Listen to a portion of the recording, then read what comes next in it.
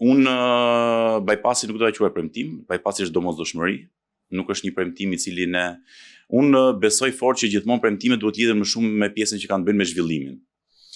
Pjesa e investimeve të cilat kanë të bëjnë me domosdoshmërinë e komunitetit, me domosdoshmërinë e qyteteve tonë është një detyrë e jona si politikanë dhe detyrë e institucioneve që t'i japin zgjidhje. Ne bëjmë një fushat në cilën u fokusuam shumë tek ajo pasaporta europiane në fakt. Por unë do fokusohem te 3 premtime që kanë të bëjnë me Elbasanin. Pasaporta europiane është një premtim kombëtar, është një premtim i gjithë qeverisë, i kryeministit Edi Rama dhe besoj që atributet dhe meritat për këtë histori duhet i ketë qeveria, kryeministi, patjetër edhe gjithë ne qytetarët e Shqipërisë, por unë dua ta lidh me Elbasanin më shumë. Ne ju premtuam qytetarëve të Elbasanit një kala të rivitalizuar. Kala e Elbasanit është një xhevair i pazbuluar dhe them me plot gojë një xhevair i pazbuluar, sepse në gjendjen që është sot nuk ofron atraksion turistik.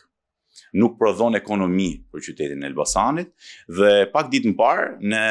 e mbajtëm këtë premtim,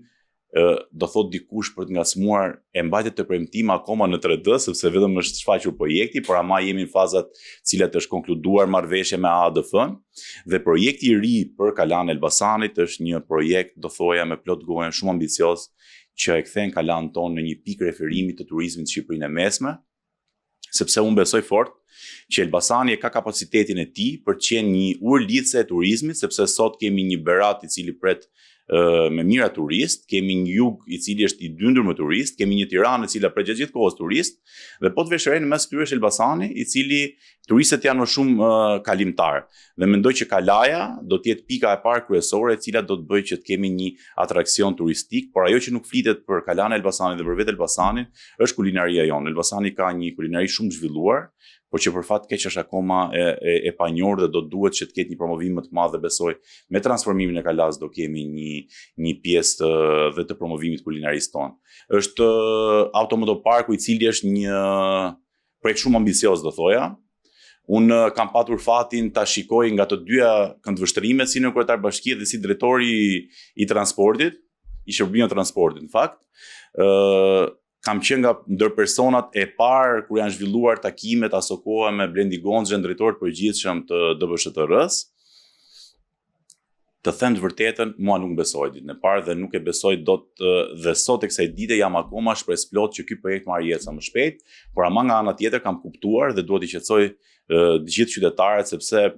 ne kemi një natyrë të bëjmë skeptik shumë shpejt. Dhe themi, ku e keni automotoparkun, ne keni nxjerrë vetëm video, kemi parë 3D. Në fakt është e vërtetë që deri më sot ne shohim një projekt në 3D, por ama nga ana tjetër kush kalon pjesën në cilën do ndërtohet ato parku mund të shikojë që atje punohet gjatë gjithë kohës, por ama nga ana tjetër po flasim për një projekt i cili është